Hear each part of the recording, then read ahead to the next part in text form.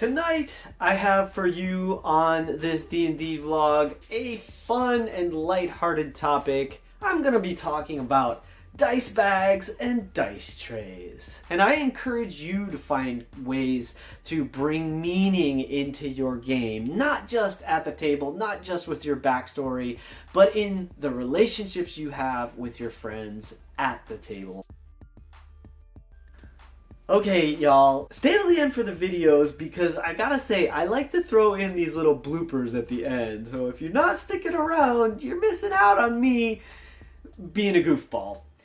Tonight's topic is dice bags. And I want to say the reason I'm doing this, I should say this first and foremost, Leathersmith Reviews.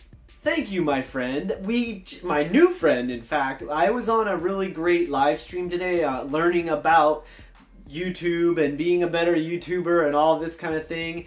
DnDaily is an amazing cat and his videos are phenomenal. He and his brother Nick have really been helping me a lot in upping my game as a YouTube creator, both with the mobile apps and that kind of thing, which I tend to use quite frequently, as well as just in general as a YouTube creator.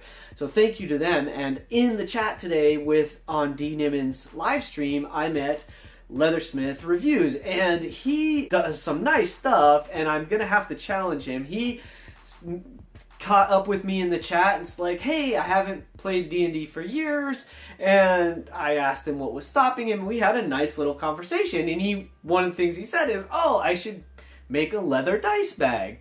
And it got me thinking, like, wow, what a fun topic. I can do that because it just so happens I have made a leather dice bag.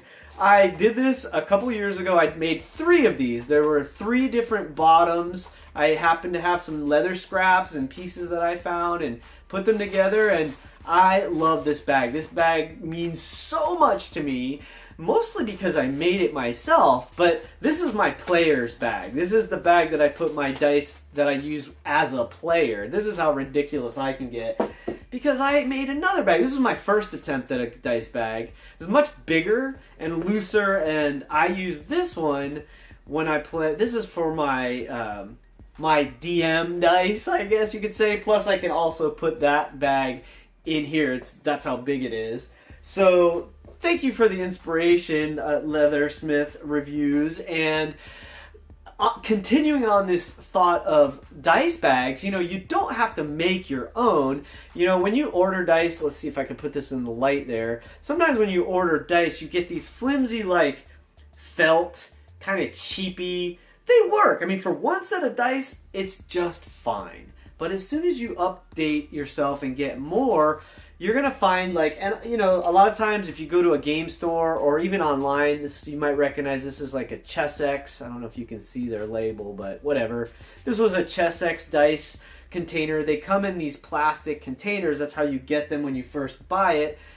But they don't want to live in there. At least this is how I feel. I like to put them in a dice bag. And for years and years, I have used different versions of dice bags. The leather one, as I had just mentioned, is near and dear to my heart because I made it myself.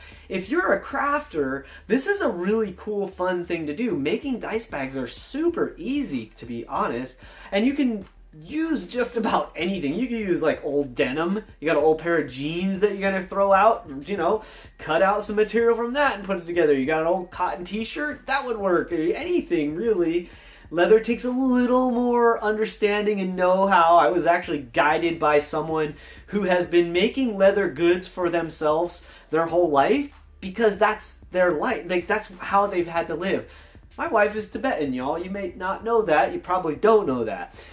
I have been to Tibet many times, and one of the things I learned there was a little bit of leather working because these people are nomads, and so for generations, they've had to make and repair their own stuff.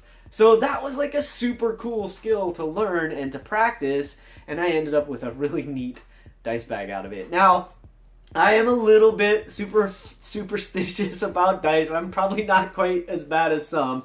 And then there's the infamous, if you're a critter like me, there's the infamous dice bag of Laura's that's like, oh my god, it's hundreds of dice or something ridiculous. It's pretty absurd. But I think it's important to, you know, sort of treat them with respect. You know, love your dice and they'll love you, or something like that. So that's kind of how I feel. Moving on from dice bags, another thing that a lot of us gamers like to have is a dice tray. And for the funniest thing is, for years and years, I never had a dice tray. I like dice towers because I think dice towers are kind of cool.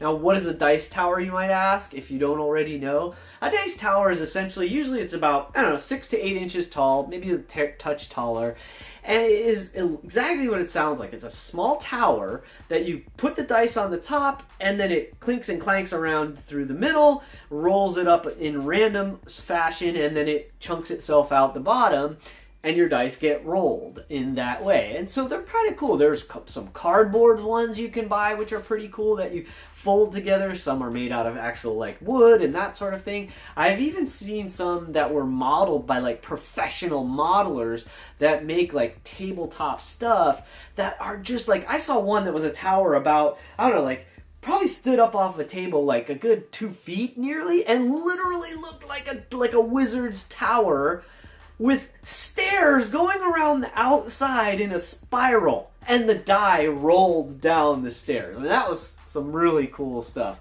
So there's all kinds of great stuff out there you can find on how to make your own. Of course, Wormwood Gaming. I am not sponsored by anyone at this point. I'm just a dude making vlogs right now. So I love D&D and I love talking about this stuff. Wormwood Gaming makes beautiful wood dice rolling tables. They actually line their dice rolling trays. They do make tables, but that's not what I meant to say. They make dice rolling trays that are leather lined and gorgeous. They make small dice trays for your dice. It's like a little case that's, again, beautifully crafted woodwork.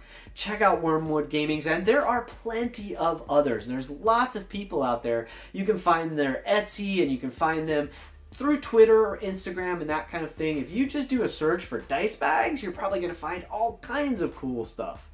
Now, my gaming tray, my dice tray, has a fun story. I never thought of getting, I thought about getting a dice tray for myself, but I never actually went forward and did it. And a couple years ago, as a Christmas gift, I got this.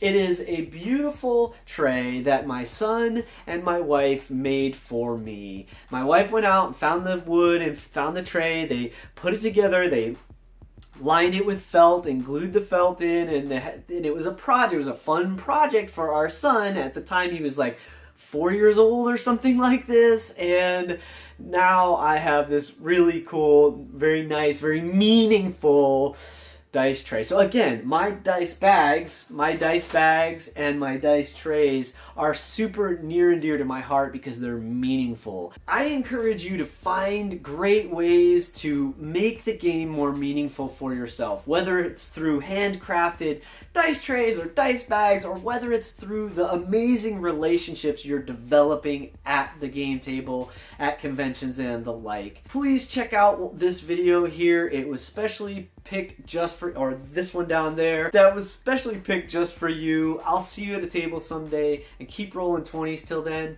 remembering it's your game, play your way. And I will see you tomorrow with more. Alright, this one's for the end! This one's for the end!